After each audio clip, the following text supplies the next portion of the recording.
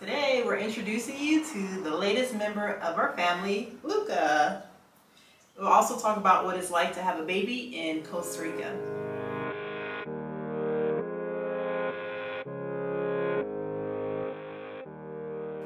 So if you're new to our channel, Jazz and I moved to Costa Rica in August of 2021. For the past 11 months, we've been getting settled into our new lives here. And it seems like, for the most part, we've been spending a lot of that time getting ready for the arrival of baby Luca. And we wanted to do this video today to give you an idea of what it was like for us to have a baby in Costa Rica as foreigners. Exactly. But also we want to talk about how awesome Luca is. He's 2 months old now, and he's a great baby. He doesn't cry much. He likes to hang out with his mom and dad, and so far so good. We love him. So after we found out we were pregnant, the first step in the process was deciding whether or not we were going to use the public healthcare system here or the private healthcare. In the end, we decided to go with private, mostly because of the language barrier.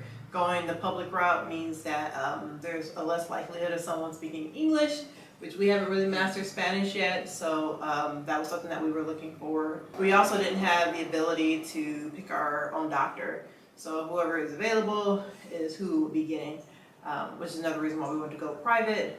So when we first found out we were pregnant, we were living in Uvita. And unfortunately in Uvita, there are no OBGYNs. The nearest one was in a town called Perez de Leon, which was an hour away. And that proved to be a difficult drive. The road from Uvita to Perez de Leon is a single lane highway along the side of a mountain. I can't even call it a highway. It's just a rough drive. Yeah, but we wanted to have our baby in the San Jose area since we heard the best hospitals were there for private care. So we knew that we were going to have to pick a doctor in that area, San Jose, Escazú area. So we have a video about moving to Escazú and why we decided to move to Escazú. Definitely check that out. But the way we found our doctor that we have currently is we just asked for a reference. So we asked our current doctor, who we loved. But if you don't have anyone to give you a reference, there's two main hospitals in the greater San Jose area. There's Clinica Biblica and Hospital SEMA. You can get on their websites, search for an obstetrician, and read their profiles. And on their profiles, it tells you what languages they speak and what their specialties are. And it's a good profile for each doctor. So we got our doctor, we met with him. He said we can have our baby in whatever hospital we want, as far as SEMA or Clinica Biblica. Jazz and I went and got quotes for a C-section at each hospital. They're pretty similar in what they're offering, pretty similar in price, but ultimately we went with Hospital SEMA because we liked what was included on their quote for the most part. And it was closer to us, proximity-wise. We live in Escazú, and SEMA is about a 5-minute drive. Yeah, not far at all. As opposed to a 10-minute drive for... Oh, actually, Clinica Biblica is in San Jose, so it's like a 25-30-minute drive. That's true. There's two Clinica Biblicas, but the one we would have to go to was downtown to deliver. Yep. And just referring to the C-section bit, I knew I had to get a C-section because I have uterine fibroids, and it made it so I can't have a natural birth. So we wanted to make sure that we chose the right doctor for that as well, ones who actually specialize or has some experience working with uterine fibroids in the past. So yeah, we did that. We found out we were pregnant a little before Christmas break. So when we went home to the States for Christmas, we spent a lot of that trip telling everyone that we were pregnant in person. So we did that, and then once I came back from Christmas, I also let my job know that I was pregnant and that I was going to take some time off for work for that as well. So something that we found really cool about Costa Rica is for their citizens and residents, they offer full-time paid maternity leave. Or fully paid maternity leave. So whatever you get paid from your job, they'll cover it 100%. Caja, the social security system in Costa Rica, picks up half of it, and your employer is responsible for the other half. And they also give you 4 months total of leave paid. So 1 month before, the baby arrives, and 3 months after. We just thought that was cool. It did not apply to us because we are not yet permanent residents. Mm-hmm. So we made the announcement to our friends and family at home. They were all excited. It kind of lit a fire under some of our family members to come and visit us. It did. One of our visitors that came was my mom. She came with a suitcase full of baby stuff. Two suitcases full of baby stuff. Two suitcases. Because if half the stuff we didn't know what it was. So she was explaining to us what a lot of those things were and how useful they would be.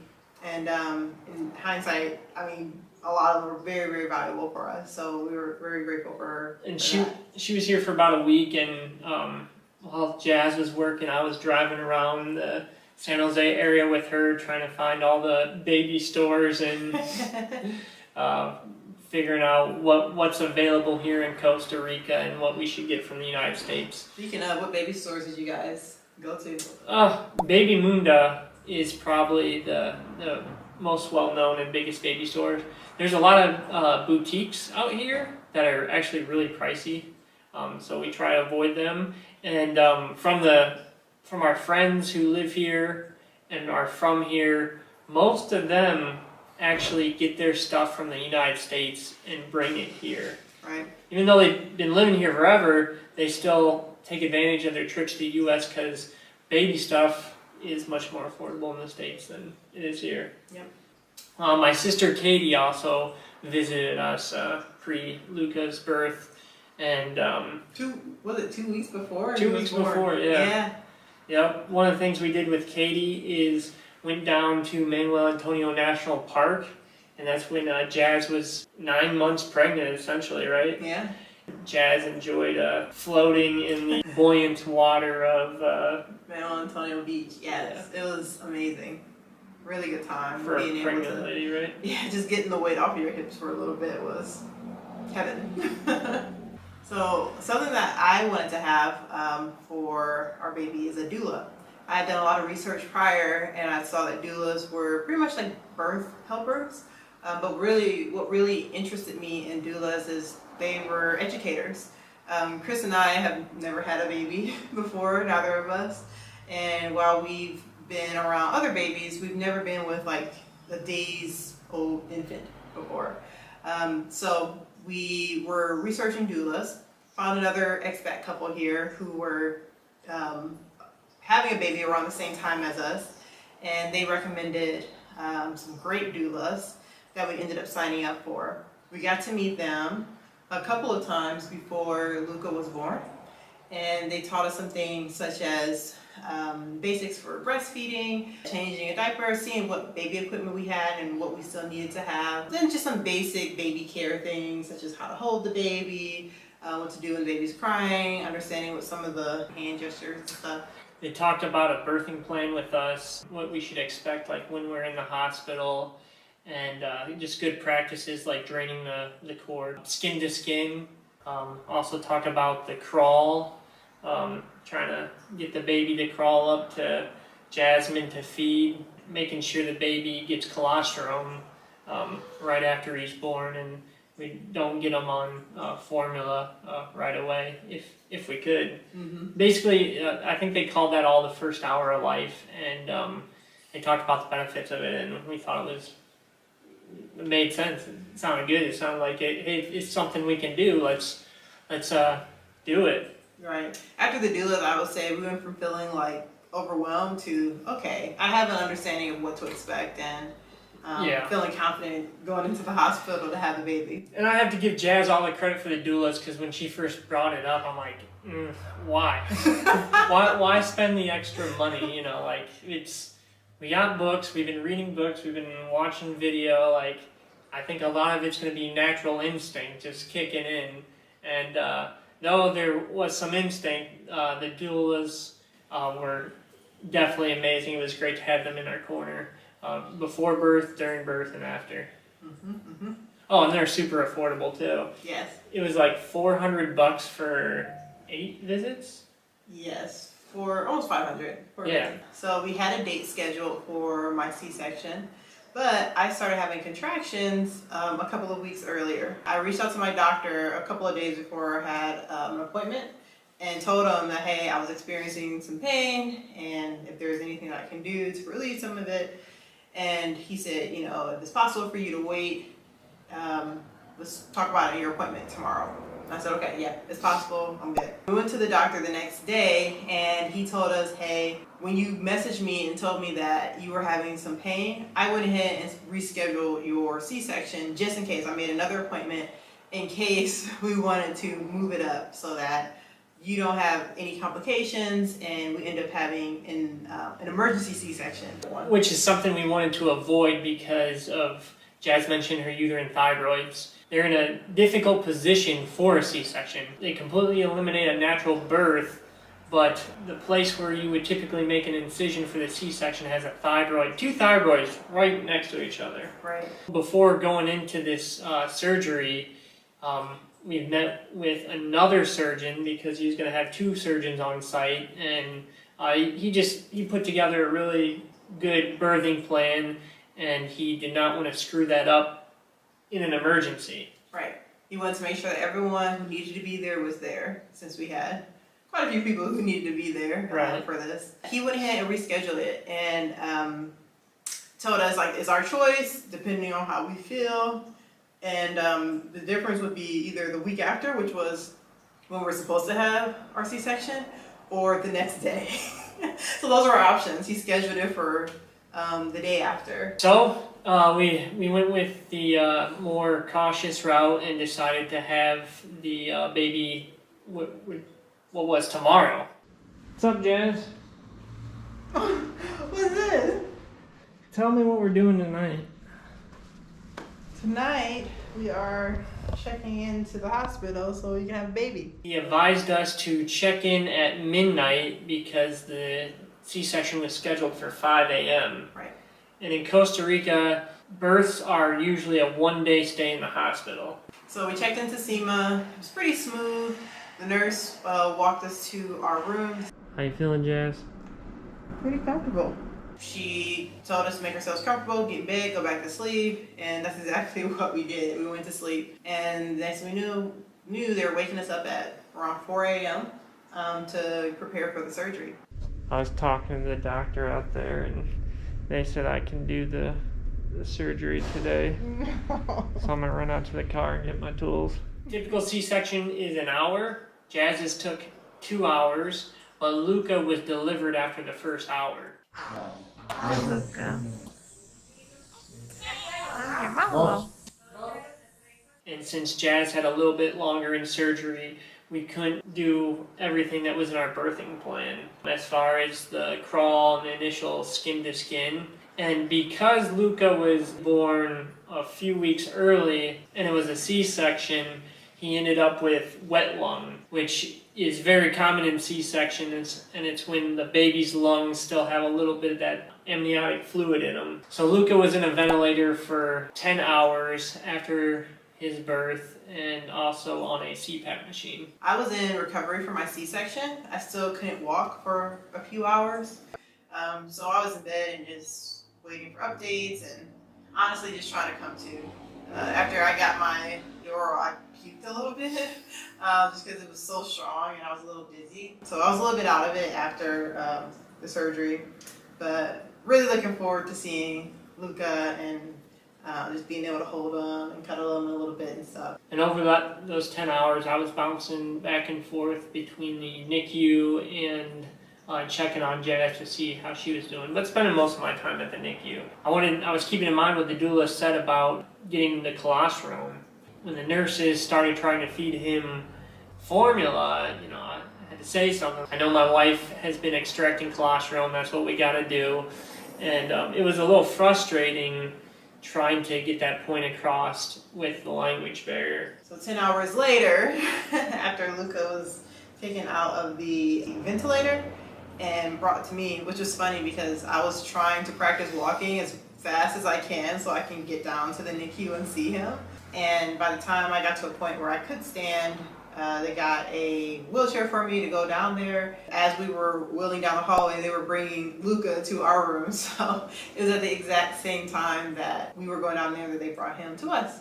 So we just turned around and they brought Luca into our room, and that's where he stayed for the remainder of the hospital. Well, finally, Mama and baby are together. He is so precious. I go downstairs to pay the bill, and I get it, start looking over it, and it is $3,000 more than our estimate came in. So naturally, I'm like, someone's gonna have to explain this to me. And the way it was explained to me was that because of some complications with Jazz's C-section, and then the incubator and CPAP machine that Luca was on, those added up to the additional $3,000. I wasn't completely convinced because our quote had CPAP and emergency care and incubator on it. After some back and forth, we agreed I would pay what was originally quoted and they'd discharge us, and I'd come back at a later date and we could meet and discuss the rest of the expenses. We got home pretty late. It's been a long 45 hours, but we are finally home from the hospital. So made an appointment for the doula to come to our house the next morning. She helped me with latching, just making sure that Luca was latching properly for breastfeeding, and making sure that he was getting enough milk. Since Luca was born a little bit early, they taught us a technique to kind of supplement his feeding with a syringe and a tube. So they had me tape a little tube to my finger. I had a syringe and I was feeding him an extra ounce off my finger after Jazz was done breastfeeding him, just to help plump him up a little bit faster. We were also tracking his diapers. Anytime we had a dirty diaper, we took a picture of it and sent it to our doulas in WhatsApp. And those were when they were really diagnosing if he's eating enough, is his poop the right color, just making sure he's healthy overall, and letting us know if there's anything that seemed strange. During one of the in-home visits with the doula, she mentioned that his skin and his eyes were getting kind of yellow. And Jazz like, yeah, we noticed that as well. She's like, well, you need to be giving him some sunlight time and let your pediatrician know, because this is a sign of jaundice or bilirubin. A couple days later was our heel screen at the hospital, and when we took Luca in, we also had them test his bilirubin levels. Later that day, we got the results of the bilirubin test, and his levels were pretty high. We forwarded that information to our pediatrician, who told us we needed to get Luca to the hospital as soon as possible and get him into blue light therapy. We asked them where we should go. We said we could go to SEMA, and it would cost us maybe a couple $1,000s for him to be in the blue light therapy for a couple of days, or we can go to the Children's Hospital, and it would cost us nothing. So the Children's Hospital is a public health care system. Since he was born in Costa Rica, he is a Tico. He's a natural-born citizen of Costa Rica and the United States, dual citizen, but he is eligible for all the public health care. So we rushed over to the Children's Hospital, and it proved to be a little more difficult than we initially thought. Again, we had language barriers. I didn't speak Spanish. I mean, I was trying to understand from the little that I know. So it takes 15 days to get the birth certificate here. So he didn't have that information yet for me to give them. Pretty much ended up reaching out to our pediatrician and letting them know that we had some issues as far as like getting in. He ended up writing a note for us to bring in to the hospital. And after we turned that in, things moved fairly quickly. He pretty much said like, hey, this is something that I'm recommending. I told her to come to this hospital and he needs blue light therapy. From the time I checked in at the hospital until Luca was put into blue light therapy, it was about 4 hours. And in between that time, it was nurses who were weighing him and measuring him. So Luca had to be under the blue light for a total of 36 hours. Jazz spent the night at the hospital with him, and I came in the morning to relieve her. So with Jazz at home, I was shuttling back and forth during the day to pick up the milk that Jazz had pumped and then deliver it back to Luca. She didn't want to be away from Luca that long. She took over my shift at 7. She stayed the rest of the night with Luca until he was discharged. So, what is life like for us in Costa Rica with a 2-month-old baby? We've just been taking this time to figure out what it means to be a mom and dad. Oh, baby boy, are you trying to crawl? Are you trying to crawl? We're real lucky. Luca's a good baby. He eats when he's supposed to eat. He poops when he's supposed to poop. Luca, why don't you tell the camera, the good folks at home, about you pooping on me last night? We're very fortunate to have a healthy baby, and he's not giving us too many troubles for our first baby. Pediatrician appointments are pretty routine. Started out with going like every couple weeks, and it moved to a month, and now we're at the point where it's going to be every 2 months. Those appointments cost us just about $100 each time. All our health care is paid for out of pocket. We don't have any insurance that covers us in Costa Rica. That's something we can look into and get, but for us at this moment, it doesn't really make sense. Something we are using the public health care system for are Luca's vaccines. Vaccines with children are very regulated here. If you don't get your kids vaccinated, they will send someone to your house to make sure that they do get vaccinated, and they can get all their vaccines for free, which is also really cool. So one of the benefits for us as Luca's parents and having him born in Costa Rica is that his natural born citizenship front loads us for our permanent residency in Costa Rica. Originally, we were going down the path of citizenship through a process called Rentista, which that entire process would probably take 3 years. This process, we should get our permanent residency within 3 or 4 months. We filed that paperwork through our lawyer, and we are waiting on that to come through.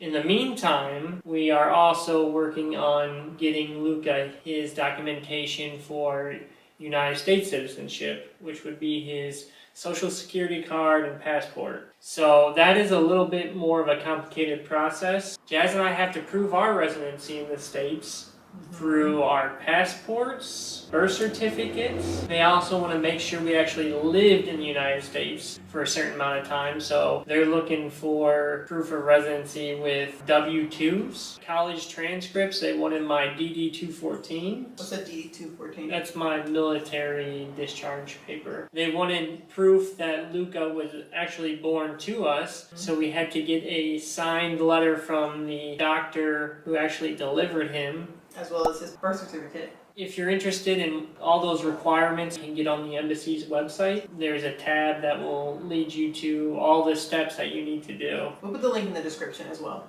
Eventually, we'll be traveling back to the States with Luca, and we also plan to visit some other countries. But in order for Luca to leave Costa Rica as a minor, we need to file paperwork, which is basically permission for him to leave the country. Permiso de salida. Basically, that is to prevent people from taking minors from the country when they're not supposed to.